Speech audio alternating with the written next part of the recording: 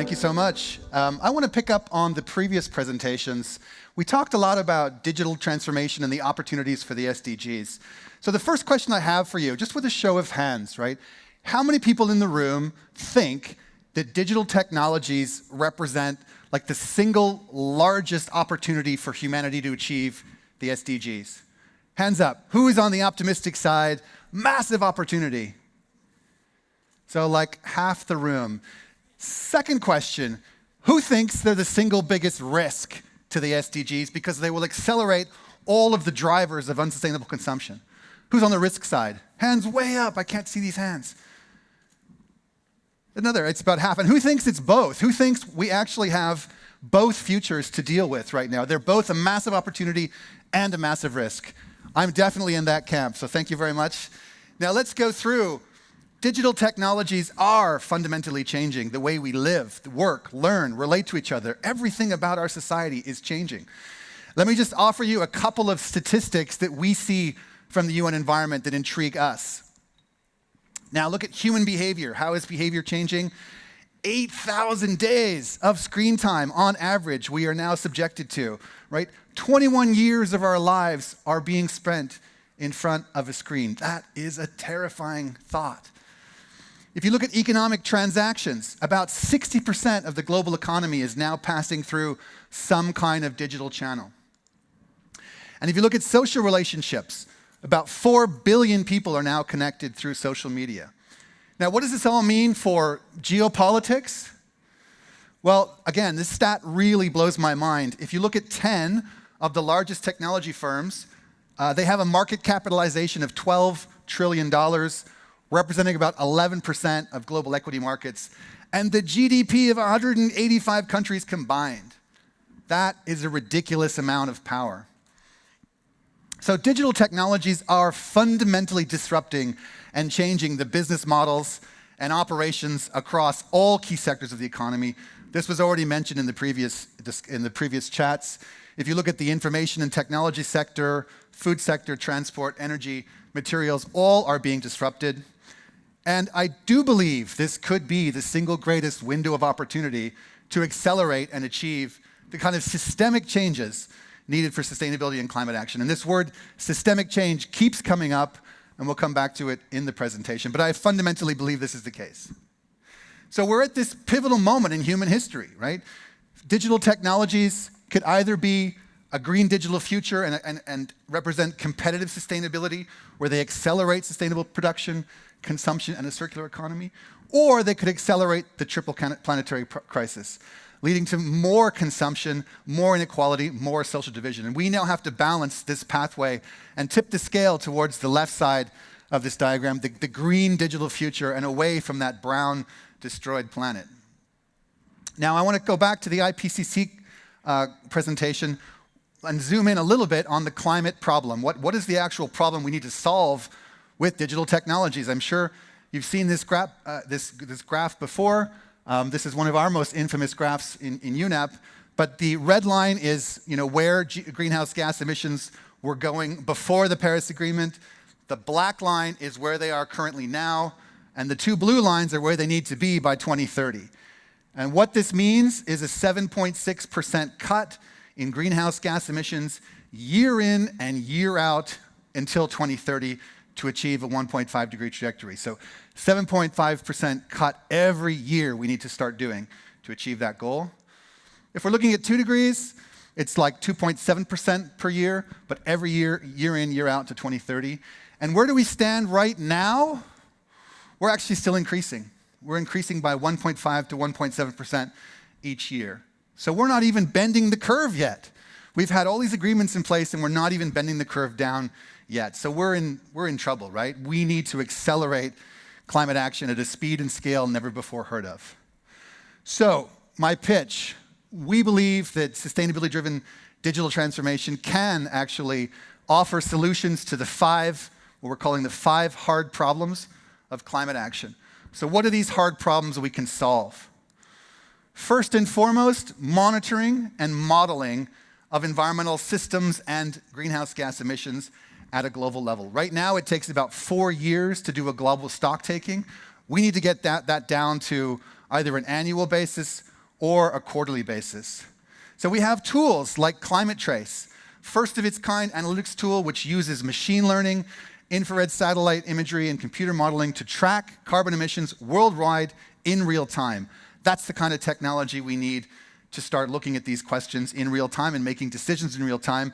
And you're probably aware in 2025, a series of new satellites will be launched which will start looking at carbon dioxide monitoring, and that'll be integrated into this global platform. So we have the power to do this now.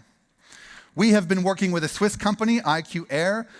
We've built a network of 80,000 low-cost air quality monitoring sensors.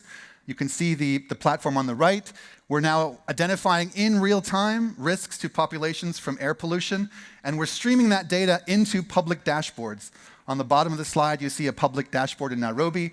So we're now connecting this global network of sensors with a platform and pushing it onto public dashboards. We've got about 50 million users in 2020 alone, and this is the kind of thing we can now scale. So that's an example of number one. Number two, the second big problem to solve in dealing with climate action, supply chain transparency. I think this was talked about a lot this morning, right? How do we get full transparency across the supply chains of our product and services and actually disclose that publicly and into the market? This is probably the single most important digital innovation that will underpin the circular economy today. It's called the Digital Product Passport. This is one example from a company called GS1, but the basic idea is every product and service in the market will have some kind of a QR code where the entire life chain and life cycle of that product will be embedded inside that code, right from the origin to the disposal, all of the certifications, the environmental footprint, the carbon footprint, everything will be available in this QR code that will enable consumers to take better decisions around these products and services. This will be a fundamental element to track and trace different components that we will need for a circular economy. And you have companies like SAP, right? I was surprised, I was blown away by this stat, but 87% of global commerce passes through some kind of SAP ERP, which is incredible. So they have an amazing market power to start to shift and incentivize different solutions. And transparency, supply chain transparency, is one of the items that they want to focus in on, building the digital infrastructure to enable end-to-end supply chain transparency for their clients. And working much more on this idea of procurement with purpose, right? How can they help companies find sustainable goods and services across their supply chains? And this is the Chief Sustainability Officer, Danielle Schmidt, and this is something, social, economic, and environmental sustainability should be at the heart of supply chain and procurement transformation. This is an incredible shift that SAP is leading, and obviously digital technologies are a big part of this. The third issue, automated sustainability decisions and optimized use of resources. This is all about driving efficiency. And one of the other presentations following me will focus on this. So I'm not going to touch too much on it, but I'm sure you've heard about smart cities and the use of digital technologies for managing smart systems that can learn, sense their environment, and take decisions for optimization of energy use and other variables. And within smart cities, you of course have smart homes, you've got smart transport, buildings, factories, farms, grids, the whole constellation, the ecosystem of solutions that will surround these smart cities. These potentially can enable around a 20% reduction of global CO2 emissions by 2030. So those solutions alone can enable something like a 20% reduction. And these kind of solutions can help cut about 9.7 times more CO2 than they emit. So again, huge opportunity space here. The fourth area, the fourth hard problem, involving citizens in governance, right? In agile and participatory governance and citizen engagement in policymaking. This is a big area we need to innovate around. There's a platform called the Global Biodiversity Information Facility. This is already mobilizing around 1 million people around the world to collect data on biodiversity, but this kind of platform could be used to collect more data on climate change and other environmental variables. And there's platforms like Polis, again, using crowd-based information for consensus building, right? trying to understand what citizens want and how we can take public policy decisions that are moving in the directions that are set out by citizens. And then finally, and my probably favorite, is enabling consumers, right? Enabling consumers to select greener products and lifestyles and receive feedback on those purchases. And again, this is something from Amazon. Amazon, I mean, we recognize that about 65% of people, they want to buy purpose-driven brands that advocate sustainability, but about only 26% actually do, right? So there's a gap between our attitude and our behavior. Amazon recognizes that. They want to do something about it. So if you go into the Amazon platform, they have now identified this program called the Climate Pledge Friendly Initiative. And what they're trying to do is show across the platform which products and services have one of 34 different certifications, right? So if you have at least one certification, you get the Climate Pledge Friendly logo, and it really helps consumers sort of understand the performance of the products they're buying. You can also search by each of these different brands or use a filter to select different brands. So they're trying to make this information more accessible on the platform. Another one of my favorite examples, Alipay. I don't know if you're familiar with Alipay. It's one of the biggest payment platforms in the world, 1.3 billion consumers. They had a question: how do we use this market power to drive lower carbon behaviors using incentives and gamification? And they came up with a solution called Ant Forest. It's an in-app application, rewards people for adopting one of 13 different low carbon lifestyles and behaviors, and that those energy points can then be used to plant real trees by Ant Forest.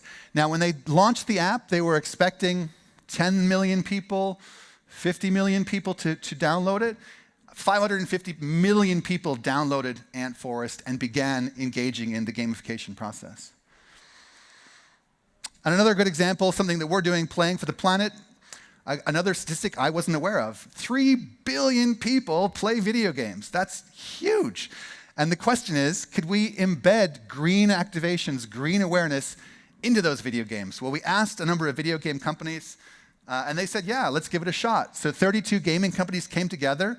They have a monthly active user base of 1.2 billion people, and they've started to collaborate to inject green activations inside those games and also to collaborate on achieving their net zero goals by 2030. And what we're seeing in some test cases, we recently ran a test on restoration, environmental restoration themes. We reached about 130 million gamers in 2021, and 80% actually responded with the positive behavior we were looking for. So there is traction in using this channel. So, in conclusion, there's a lot of opportunities out there, but harnessing will require unprecedented collaboration between public sector, private sector, civil society, SMEs. Everybody's going to have to collaborate to come together. And this is why we are launching, or launched on June 2nd, the CODES platform, the Coalition for Digital Environmental Sustainability. And obviously the mission here is trying to integrate sustainability outcomes into the codes of the digital economy, sustainability by design, sustainability by default across all platforms, all apps, and all algorithms is what we're aiming to achieve. Now, I will direct you to our flagship report. It was relaunched on the 2nd of June, the Action Plan for a Sustainable Planet in the Digital Age. This is basically undertaking with 1,000 stakeholders. We asked, what are the big shifts that have to happen to bring sustainability and digital transformation together? We spent about 12 months in a consultation and co-design process. And they came up with 3 big ideas. I'm running out of time, so I will let you download the report and look at the ideas yourself. But ultimately, we have to align these 2 transformations, mitigate the impacts, and accelerate innovations. And I'll put the website up, and I thank you very much for your attention. All right. Are you going to leave? Oh, no, I guess I'm not going to leave. We got some questions for you. Right. All right. So put the questions on Slido, please. So again, slido.com, and then use Showcase, just Showcase. Type in Showcase, and we get the question. So Andreas asks, what about blockchain technology with the shift? Does it help? That question comes up a lot. I think it can potentially be an enabler. I think especially in the digital product passport, blockchain will be fundamental for the tracking and tracing side of things. So yeah, I think absolutely there's all kinds of blockchain applications. The reason I smiled and laughed a little bit is because obviously it's got to be fit for purpose. We have to look at the energy requirements of blockchain. We've got to make sure we're not just applying blockchain because it's cool, but understanding the problem we're trying to solve, and is blockchain the right technology to solve it or not. So yes, it's part of the toolkit, but I think there was a period of time where it was the solution to everything, and I think that's sort of calmed down a little bit. So it's kind of connection to the second question, because I think you had put up on one of your slides that the ICT reduction of impact was about 20%, but the question is, what about the build of it? Are you taking into consideration that? In those particular figures, no, that is strictly from efficiency gains used by the ICT. So those were done by a group called Jesse. Those were done in about 2015. The modeling was done. So I would say go into the report itself, have a look at the numbers, have a look at the methodology, and sort of get a better sense of what was in and what was out. But those were just from the efficiency gains. And as I said, there was a stat at the bottom of that slide that suggested that ICT could enable basically a 10 times reduction of CO2 relative to its own impact. Mm-hmm. You were mentioning potential risks at the beginning of your talk. What are some technological developments that scare you?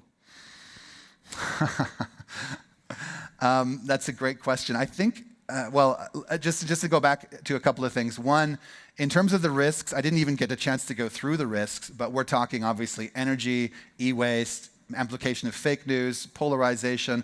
There's a whole range of them.